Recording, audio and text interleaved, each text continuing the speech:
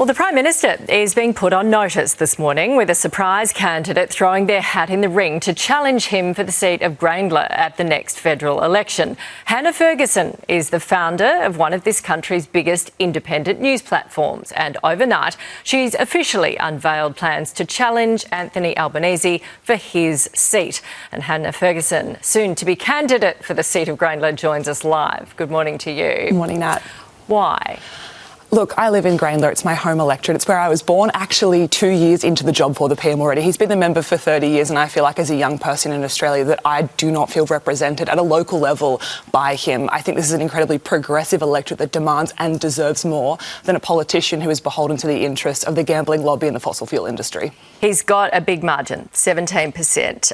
Last election, just over, a year ago, he won with nearly 67% of the vote after preferences.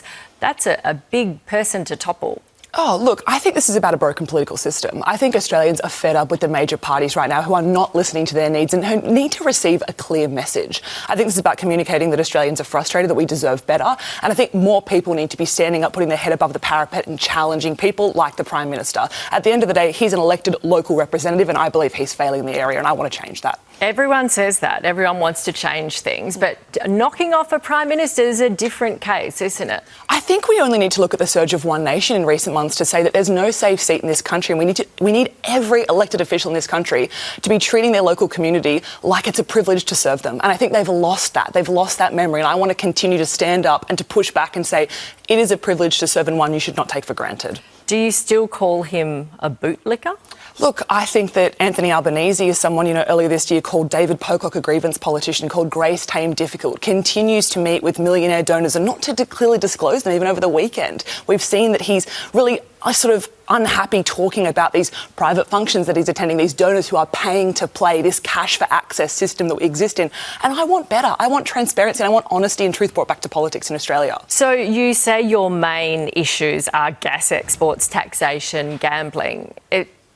How do you think you can cut through? Why do you think they're the main issues for your area? These are issues that I'm hearing from Grayndler locals. This is what I've been going out and speaking to people about, trying to hold community events, trying to understand the issues in the local area.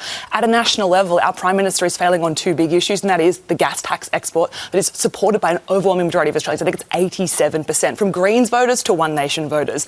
And this kind of failure to actually stand up and challenge gambling advertising, which is a Labor, bipartisan inquiry, the Murphy report.